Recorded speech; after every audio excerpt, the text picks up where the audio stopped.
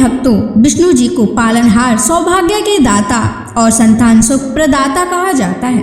यदि आपके जीवन में संतान प्राप्ति में बाधा, संतान के स्वास्थ्य संबंधी चिंता या संतान के उज्जवल भविष्य को लेकर कोई परेशानी है, तो आपको श्री हरि विष्णु जी के इस महामंत्र का जाप करना चाहिए। इस मंत्र का जाप आपके लिए फलदायी साबित होने वाला है।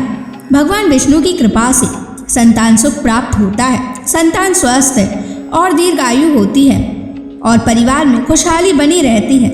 अगर आप भी संतान प्राप्ति की कामना करते हैं तो आपको इस मंत्र का जाप जरूर करना चाहिए। इस मंत्र का आपको नियमित 108 बार जाप करने से आपके जीवन में आपको संतान की प्राप्ति हो जाएगी। आपके जीवन में संतान से जुड़ी कोई भी बाधा नहीं आएगी। इसलिए प्यारे भक्तों, विष्णु जी के इस महामंत्र का जाप अवश्य करें और नियमित 108 बार जाप करें। यदि आप इस महामंत्र का जाप करने में असमर्थ हैं तो आप इस वीडियो को अपने मोबाइल फोन पर स्पीकर पर चलाकर अपने घर, दुकान या ऑफिस में छोड़ दें। ऐसा करने से आपको हर उस स्थान पर भगवान विष्णु की असीम कृपा प्राप्त होने लगेगी और आपको संतान सुख की भी प्राप्ति होगी। इसलिए प्यारे भक्तों, इस मंत्र को साधारण समझने की गलती बिल्कुल भी ना करें। यह मंत्र बहुत ही चमत्कारी और प्रभावशाली मंत्र है। यदि आप भगवान विष्णु की कृपा अपने ऊपर ऐसे ही बनाए रखना चाहते हैं तो इस वीडियो को लाइक और चैनल को सब्सक्राइब जरूर कर दीजिए और कमेंट बॉक्स में श्री हरि विष्णु अवश्य लिख दीजिए। तो चलिए भक्तों, मंत्र का जाप करना प्रारंभ करते हैं। ओम ह्रीं क्लीं नारायणाय सिद्धिं मे देहि स्वाहा। ओम ह्रीं क्लीं नारायणाय सिद्धिं मे देहि स्वाहा। ओम ह्रीं क्लीं नारायणाय सिद्धिं मे देहि स्वाहा। ओम ह्रीं क्लीं नारायणाय सिद्धिं मे देहि स्वाहा। ओम ह्रीं क्लीं नारायणाय सिद्धिं मे देहि स्वाहा। ओम ह्रीं क्लीं नारायणाय सिद्धिं मे देहि स्वाहा। ओम ह्रीं क्लीं नारायणाय सिद्धिं मे देहि स्वाहा। ओम ह्रीं क्लीं नारायणाय सिद्धिं मे देहि स्वाहा। ओम ह्रीं क्लीं नारायणाय सिद्धिं मे देहि स्वाहा। ओम ह्रीं क्लीं नारायणाय सिद्धिं मे देहि स्वाहा। ओम ह्रीं क्लीं नारायणाय सिद्धिं मे देहि स्वाहा। ओम ह्रीं क्लीं नारायणाय सिद्धिं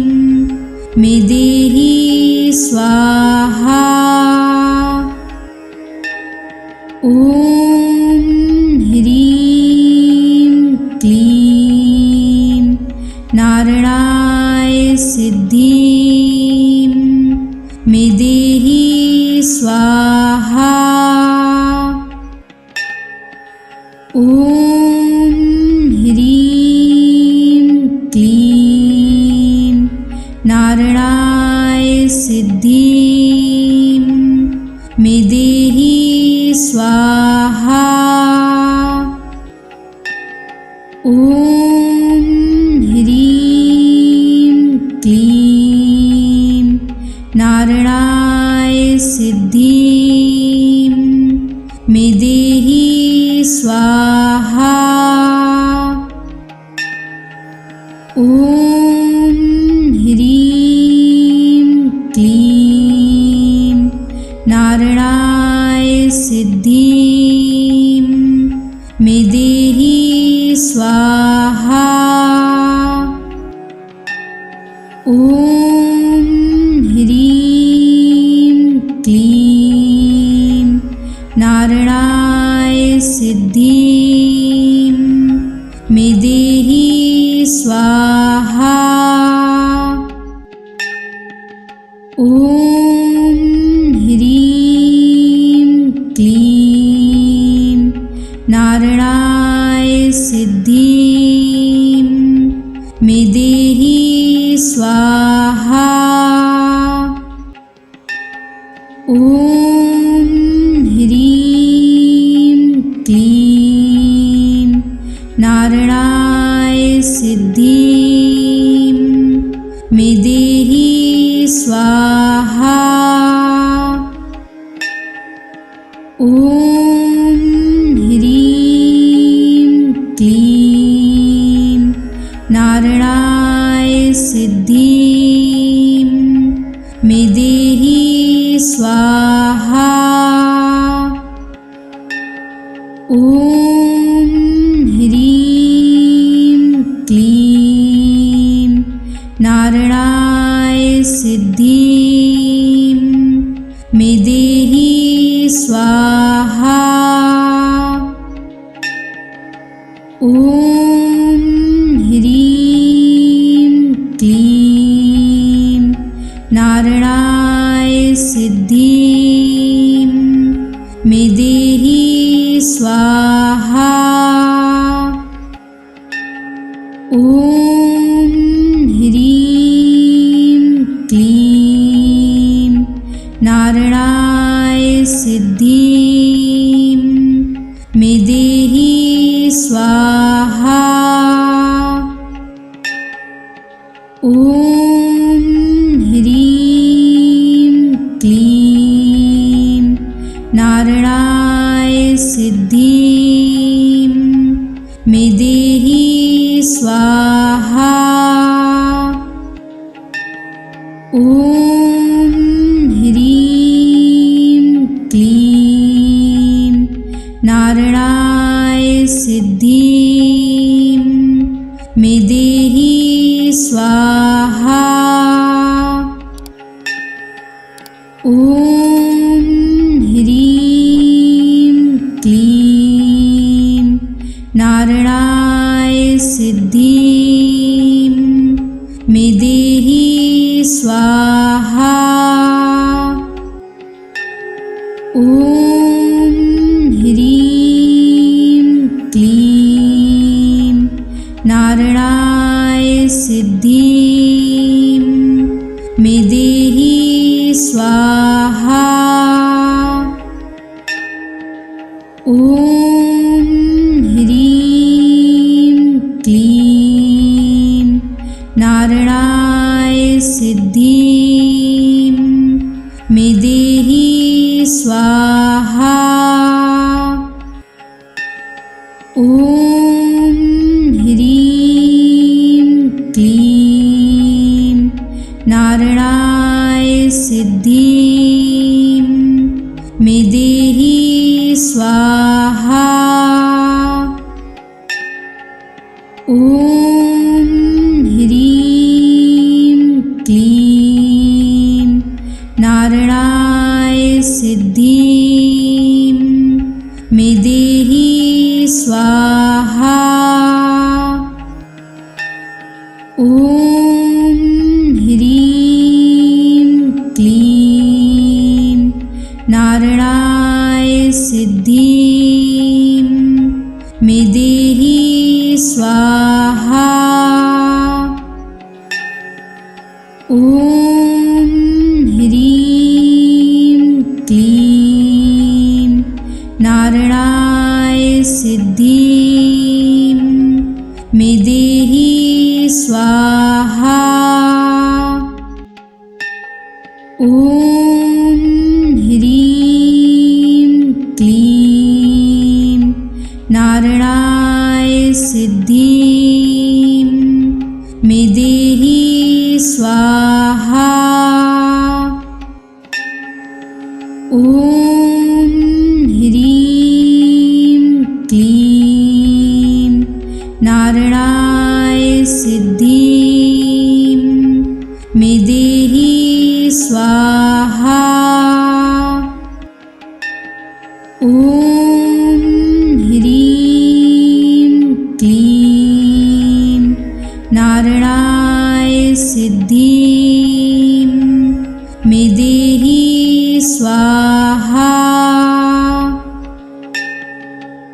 ॐ ह्रीं क्लीं नारायणाय सिद्धिं मे देहि स्वाहा।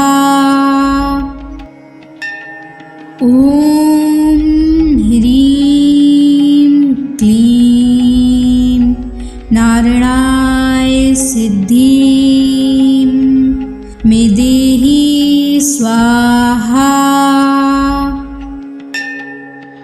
ॐ ह्रीं क्लीं नारायणाय सिद्धिं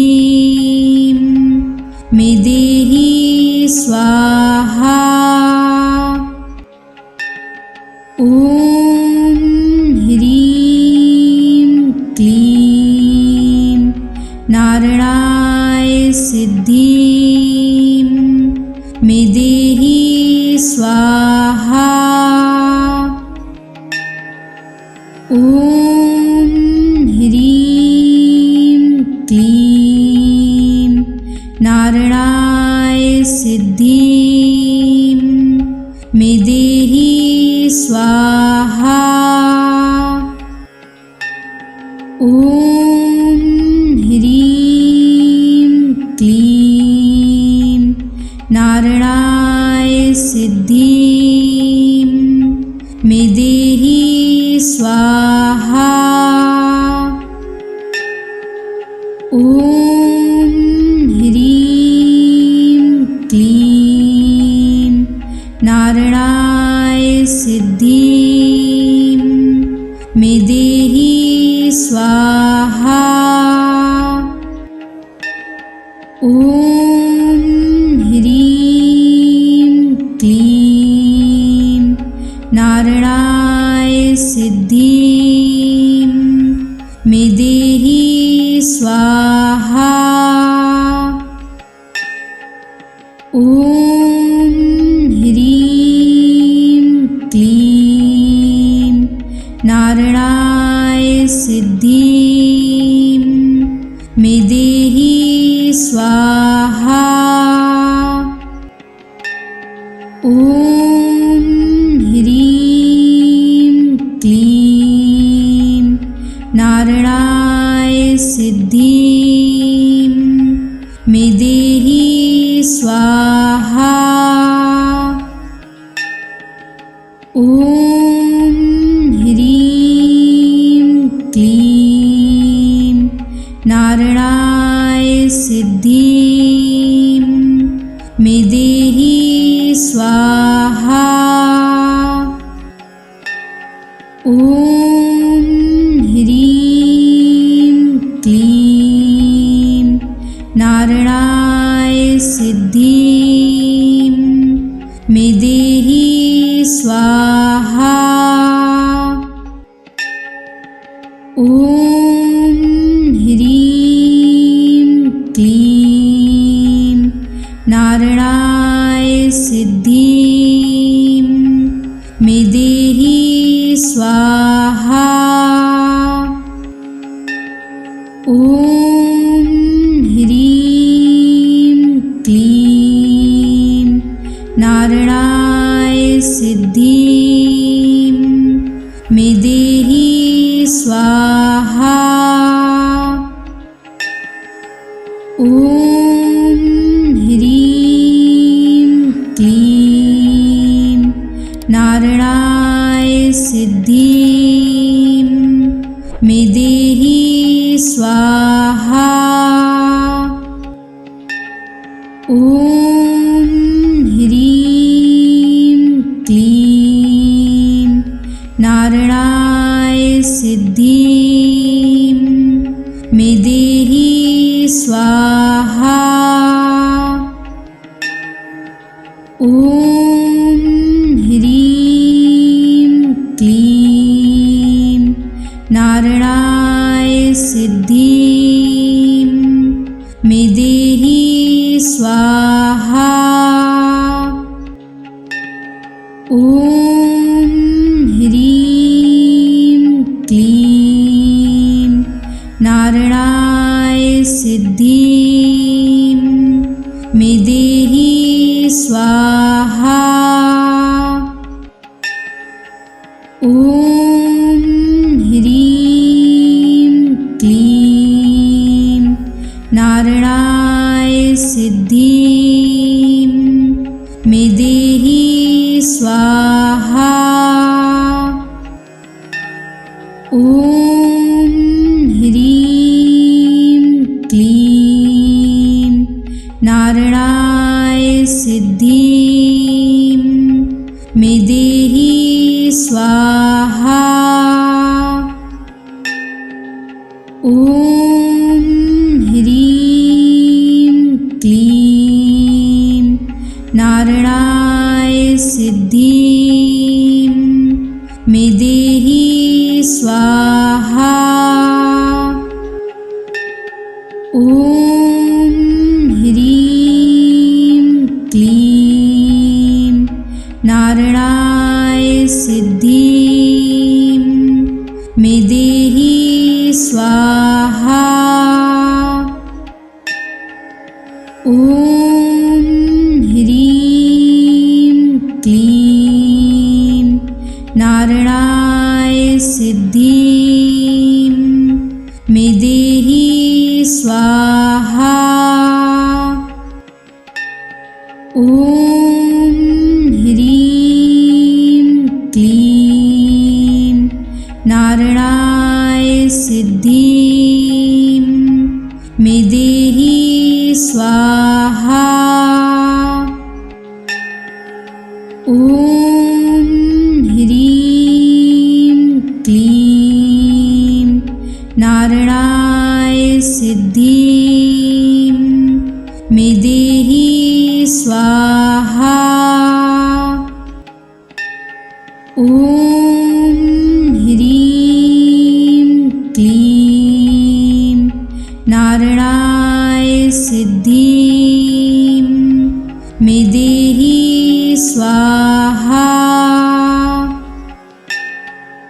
ॐ ह्रीं क्लीं नारायणाय सिद्धिं मे देहि स्वाहा। ॐ ह्रीं क्लीं नारायणाय सिद्धिं मे देहि स्वाहा। ॐ ह्रीं क्लीं नारायणाय सिद्धिं मे देहि स्वाहा। ॐ ह्रीं क्लीं नारायणाय सिद्धिं मे देहि स्वाहा। ॐ ॐ ह्रीं क्लीं नारायणाय सिद्धिं मे देहि स्वाहा। ॐ ह्रीं क्लीं नारायणाय सिद्धिं मे देहि स्वाहा। ॐ ह्रीं क्लीं नारायणाय सिद्धिं मे देहि स्वाहा। ॐ ह्रीं क्लीं नारायणाय सिद्धिं मे देहि स्वाहा। ॐ ह्रीं क्लीं नारायणाय सिद्धिं मे देहि स्वाहा। ॐ ह्रीं क्लीं नारायणाय सिद्धिं मे देहि स्वाहा। ॐ ह्रीं क्लीं नारायणाय सिद्धिं मे देहि स्वाहा। ॐ ह्रीं क्लीं नारायणाय सिद्धिं मे देहि स्वाहा। ॐ ह्रीं क्लीं नारायणाय सिद्धिं मे देहि स्वाहा। ॐ ह्रीं क्लीं नारायणाय सिद्धिं मे देहि स्वाहा।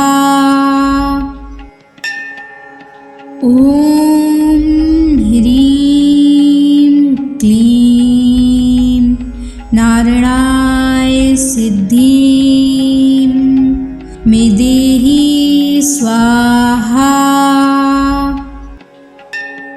ॐ ह्रीं क्लीं नारायणाय सिद्धिं मे देहि स्वाहा। ॐ ह्रीं क्लीं नारायणाय सिद्धिं मे देहि स्वाहा। ॐ ह्रीं क्लीं नारायणाय सिद्धिं मे देहि स्वाहा।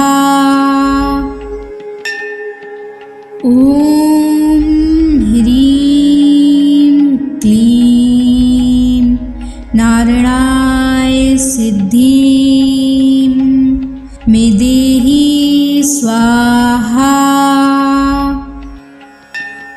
ॐ ह्रीं क्लीं नारायणाय सिद्धिं मे देहि स्वाहा। ॐ ह्रीं क्लीं नारायणाय सिद्धिं मे देहि स्वाहा। ॐ ह्रीं क्लीं नारायणाय सिद्धिं मे स्वाहा। ॐ ह्रीं क्लीं नारायणाय सिद्धिं मे देहि स्वाहा। ॐ ह्रीं क्लीं नारायणाय सिद्धिं मे देहि स्वाहा। ॐ ह्रीं क्लीं नारायणाय सिद्धिं मे देहि स्वाहा। ॐ ह्रीं क्लीं नारायणाय सिद्धिं मे देहि स्वाहा।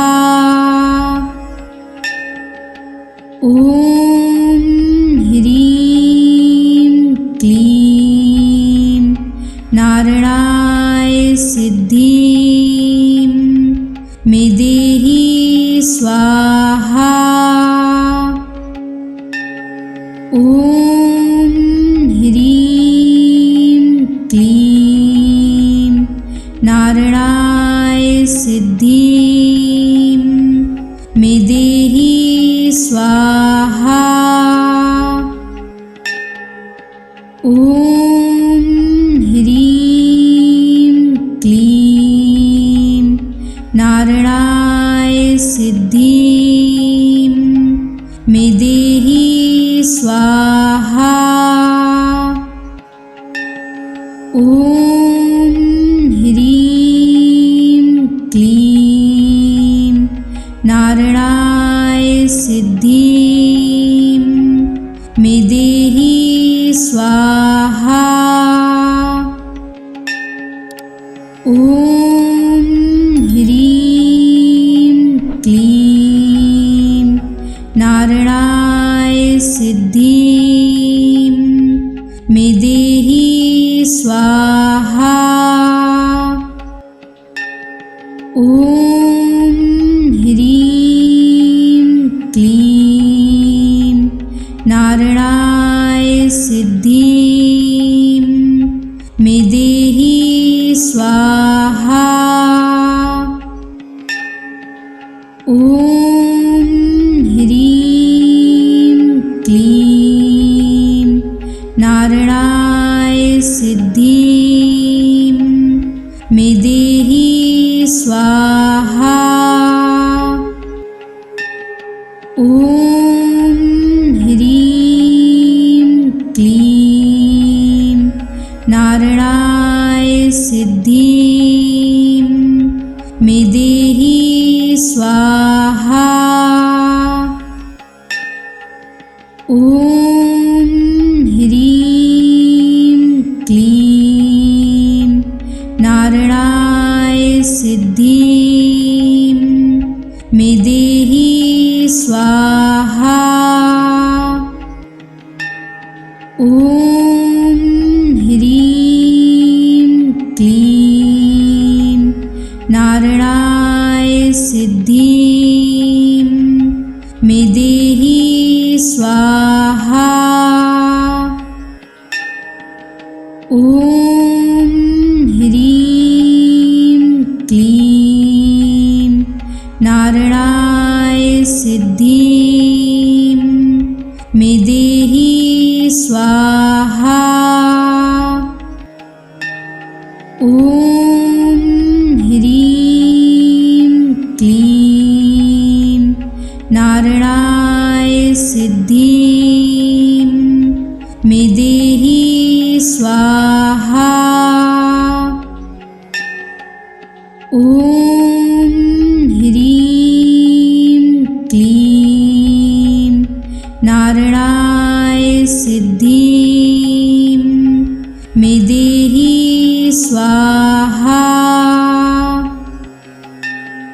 ॐ ह्रीं क्लीं नारायणाय सिद्धिं मे देहि स्वाहा। ॐ ह्रीं क्लीं नारायणाय सिद्धिं मे देहि स्वाहा। ॐ ह्रीं क्लीं नारायणाय सिद्धिं मे देहि स्वाहा। ॐ ह्रीं क्लीं नारायणाय सिद्धिं मे देहि स्वाहा। ॐ ह्रीं क्लीं नारायणाय सिद्धिं मे देहि स्वाहा। ॐ ह्रीं क्लीं नारायणाय सिद्धिं मे देहि स्वाहा। ॐ ह्रीं क्लीं नारायणाय सिद्धिं मे देहि स्वाहा। ॐ ह्रीं क्लीं नारायणाय सिद्धिं मे देहि स्वाहा। ॐ ह्रीं क्लीं नारायणाय सिद्धिं मे देहि स्वाहा। ॐ ह्रीं क्लीं नारायणाय सिद्धिं मे देहि स्वाहा। ॐ ह्रीं क्लीं नारायणाय सिद्धिं मे देहि स्वाहा। ॐ ह्रीं क्लीं नारायणाय सिद्धिं मे देहि स्वाहा। ॐ ह्रीं क्लीं नारायणाय सिद्धिं मे देहि स्वाहा। ॐ ह्रीं क्लीं नारायणाय सिद्धिं मे देहि स्वाहा।